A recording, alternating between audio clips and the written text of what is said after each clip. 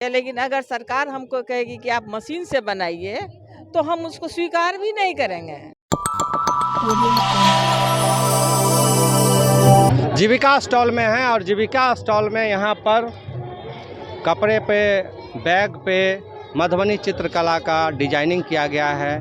अभी मधुबनी ज़िला में 3 उद्योग हैं, वो हैं मखाना, मधुबनी चित्रकला और सिक्की कला। हमारे साथ जीविका के यहाँ पे नीतू कंज जी हैं, जो यहाँ पे बैग पे, मास्क पे, पर्स पे मधुबनी चित्रकला बनाई हैं और उनको देश विदेश के बाज़ारों में भेज रही हैं। आज मधुबनी जिला स्थापना दिवस पर यहाँ पे स्टॉल लगाई हैं। क्या है यहाँ पे, आप क्या बना रही हैं और किस चीज़ का यह स्टॉल है? मिथिला आर्ट का वो हर चीज़ है जो आज के डेट में लोग पसंद करते हैं, ठीक है। जैसे कि पहनने के लिए सूट, हम जो बैग लेके चलते हैं वो हर प्रोडक्ट है मिथिला आर्ट का, जो कि आजकल सबको यूज कर रहे हैं और मिथिला आर्ट पूरा दुनिया ही पसंद कर रहे हैं। तो फिर जो भी सामान लोग मोबाइल हो, जो भी हो, हर चीज़ पे बनाया जा रहा है, सब कोई पसंद कर रहे हैं और अच्छे से बिक भी रहा है, क्योंकि इस पे मिथिला का संस्कार और संस्कृति को दिखाया गया है। हाँ, यहाँ पे मैं देख रहा हूँ कि एक पर्स पे भी मधुबनी चित्रकला बन रही है। मधुबनी में महिलाएं पर्स पे मधुबनी चित्रकला बना हुआ पर्स लेके घूम रही हैं। बिल्कुल, क्यों नहीं? यहाँ भी बहुत इसका प्रचार प्रसार है और बाहर तो जो है सो तो है ही, बाहर बहुत ही अच्छा है इसका। और यहाँ भी हमारे यहाँ मिथिला में भी इसका आजकल बहुत ही लोग इसको है ना खरीद भी रहे हैं, बहुत अच्छे से इसको है ना प्रदर्शित करके है ना इसको अपना यूज भी कर रहे हैं। तो क्या लगता है आपको कि झोला पे, बैग पे, पर्स पे, मास्क पे मधुबनी चित्रकला बनाने से, साड़ी पे, सूट पे, तो इसका व्यापार बढ़ेगा? बिल्कुल बढ़ेगा, क्योंकि यहाँ का है ना मिथिला का संस्कार संस्कृति को हम इस पे दिखाने का प्रयास कर रहे हैं, जो कि सब कोई पसंद कर रहा है, हम भी पसंद कर रहे हैं। हम भी इसके जरिए ही यहाँ का है ना संस्कृति दिखाना चाहते हैं और वो दिख रहा है। ये थे हमारे साथ जीविका की नीतू कंज, जो मधुबनी चित्रकला को कह रही हैं कि हम लोग दिखा रहे हैं, इसको बचा रहे हैं, इसके लिए प्रयासरत है कि इसको कैसे व्यापार में बढ़ाया जाए, व्यापार में लाया जाए। अभी हम अगले चलते हैं मधुबनी चित्रकला स्टॉल के पास, जहाँ पे महिला सब स्टॉल लगाई हुई हैं और स्टॉल लगाने के बाद यहाँ पे मधुबनी चित्रकला का बहुत बड़ा यहाँ पे बन चुका है। अभी हम मधुबनी चित्रकला स्टॉल में खड़े हैं और मधुबनी चित्रकला में हमारे साथ अभी मधुबनी पेंटिंग की, मधुबनी चित्रकला की वरिष्ठ कलाकार हैं और इनसे हम जानेंगे।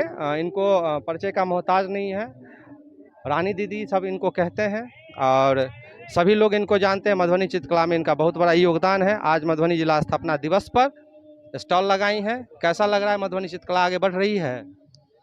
बहुत ही सुंदर है, बहुत ही सुखद है, बहुत ही सुखद है।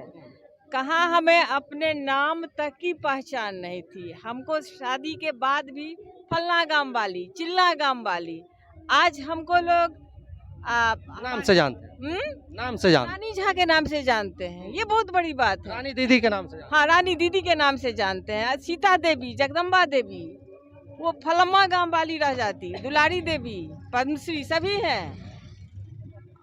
लेकिन आज पद्मश्री जगदम्बा देवी, पद्मश्री सीता देवी, पद्मश्री गंगा देवी, पद्मश्री महासुंदरी देवी, गोदावरी दत्त, पद्मश्री बहुआ देवी, पद्मश्री दुलारी देवी, ये इतनी बड़ी उपलब्धि, हमारे नाम को एक पहचान मिली है।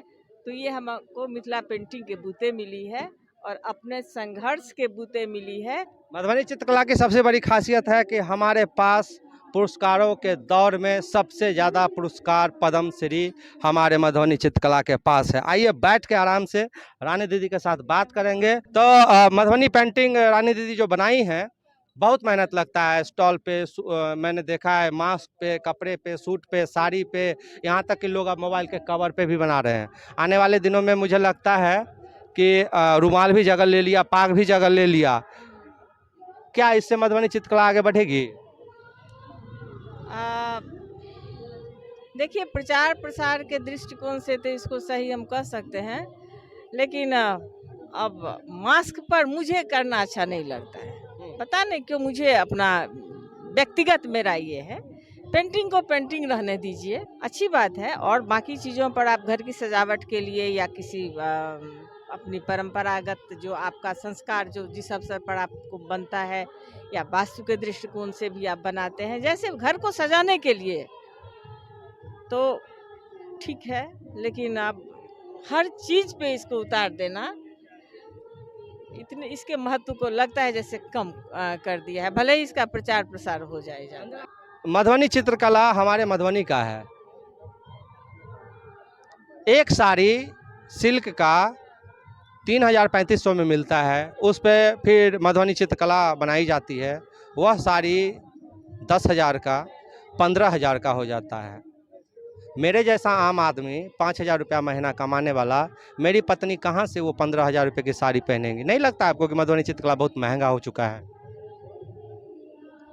ये जब आप बात गुणवत्ता की करेंगे, आप अपनी कला, अपनी संस्कृति या हैंड पेंट की बात करेंगे, वो तो थोड़ी महंगी होगी ही।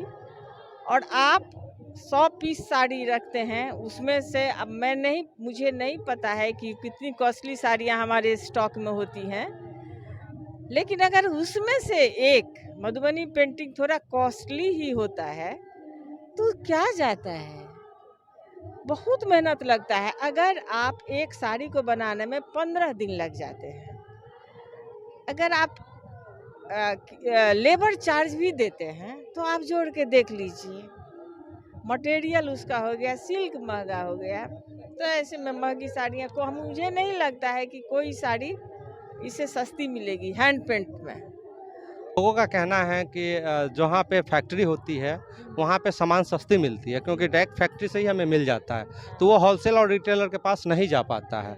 तो चूँकि मधुबनी चित्रकला हमारे मधुबनी का फैक्ट्री है, हम बेस हैं मधुबनी पेंटिंग का, तो चीज़ें सस्ती क्यों नहीं मिलनी चाहिए?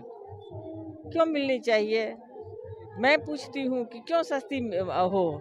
फैक्ट्री ये क्योंकि फैक्ट्री हमारे पास है तो होनी चाहिए। हम फैक्ट्री में, हमारे पास मशीन नहीं है।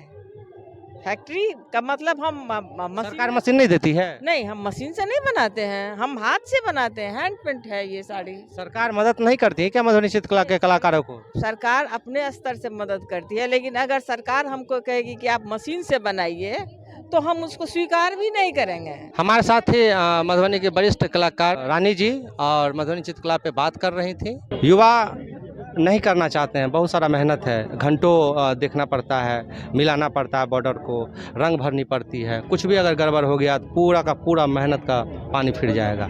कैसे देख रहे हैं आप? नहीं, युवा करना चाहते हैं, ऐसा नहीं है, ये शौक की चीज़ें हैं, जिसे इन सब चीज़ों में इंटरेस्ट है कि मैं कुछ बनाऊं, कुछ क्रिएट करूं। दिमाग में अगर कुछ ऐसी चीज़ें आ रही हैं, मैं जिन चित्रों को देख रही हूं उसे मैं कैसे अपने कला से उकेर सकती हूं कागज़ों पे, ये चित्रकला वो चीज़ है। पारंपरिक जो आ रही हैं उन चीज़ों को सहेजते हुए आगे हर थीम पे हम क्या बना सकते हैं, उस चीज़ की क्रिएटिविटी कह सकते हैं आप, एक अच्छी क्रिएटिविटी है ये। और ऐसा नहीं है कि युवा इस क्षेत्र में नहीं आना चाहते हैं, हम लोग आना चाहते हैं, हम लोग आ रहे हैं। ऐसा नहीं है कि हम पढ़ाई नहीं कर रहे हैं या नहीं कर रहे हैं, हम बैकग्राउंड अपनी प्रिपरेशन, अपना जो हम लोग की शिक्षा जो मुझे ग्रहण करना वो मैं कर रही हूँ, उसके साथ साथ ये कह सकते हैं कि ये पूर्वजों की एक संपत्ति सहेज रहे हैं हम लोग। तो बिल्कुल युवा करना चाहते हैं, ऐसा नहीं है कि नहीं करना चाहते हैं। हाँ, मेहनत है, बिल्कुल मेहनत है। मेहनत कैसे नहीं, आँख पे असर पड़ता है, शरीर पे असर पड़ता है, घंटों झुक के बनाना पड़ता है। मैं तो शौक़ से करती हूँ, मुझे अच्छा लगता है तो मैं तो करना चाहती हूँ। इस पेंटिंग को सबसे ज़्यादा किस चीज़ पे आपको बनाने में मज़ा आता है, या सभी कलाकारों को मज़ा आता है कि हाँ इस पे बनाना चाहिए, कितना भी थका भी रहे तो भी कि नहीं इस पे बनाना चाहिए, वो कौन सा चीज़ होता है? पारंपरिक चीज़ों पे बनाने में मुझे ज़्यादा अच्छा लगता है। आप कह सकते हैं कोबर, जयमाल, रास, ये सब चीज़ें बनाने में बहुत अच्छा लगता है। किसको देख के आपको लगा कि नहीं पेंटिंग बनाना चाहिए, और अब कैसा लग रहा है कि अब तो आप अच्छी कलाकार हो गई हैं, क्या दोनों में अंतर दिखा? बिल्कुल अंतर बहुत दिखा कि ये जो चीज़ें थी कि पहले दादी माँ लोग बनाती थी, अब तो वो इस दुनिया में नहीं रही। मेरी नानी माँ लोग हैंड एम्ब्रॉयडरी बहुत ज़्यादा करती थी, वो सूती का कढ़ाई, कांटी पे शॉल बनाना।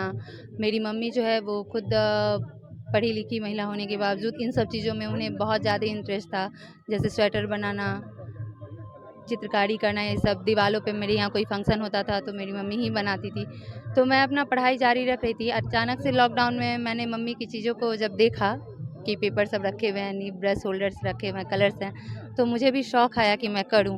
तो मैंने किसी से कहीं कोई शिक्षा नहीं ली थी इसकी। मैं ऐसे ही फ़ोटोज़ देख के, अब तो सोशल मीडिया पे सब तरह से वही देख के, और मम्मी की कुछ कोवर वगैरह थी, वही देख के मैंने उतारने का प्रयास किया। हाँ, अब निखार आ गया है बिल्कुल। मैं मिथिला चित्रकला संस्थान की में 6 मंथ की सर्टिफिकेट कोर्स कर रही हूँ। उसकी एंट्रेंस टॉपर मैं रह चुकी हूँ। एंट्रेंस जब दिया था उसी में जुलाई में ऊर्जा संरक्षण प्रतियोगिता हुआ था, उसमें प्रथम पुरस्कार ऑनरेबल डीएम के हाथों मुझे मिला हुआ था। तो अब तो सच में निखार आ गया कि वहाँ पे मैं पद्मश्री दुलारी देवी, पद्मश्री बउआ देवी के सानिध्य में डॉक्टर रानी झा मैम, प्रतीक प्रभाकर सर, संजय जायसवाल सर और फिर शिवन पासवान सर जो नेशनल अवार्डी हैं, इन लोगों के सानिध्य में सीखने में तो बिल्कुल निखार आ ही गया है कि कैसे कलर कॉम्बिनेशन दें, कहाँ क्या बैठा सकते हैं, किस चीज़ें कैसे ये चित्र सुंदर और उखरेगा। तो ये सब चीज़ों में निखार बिल्कुल आई है।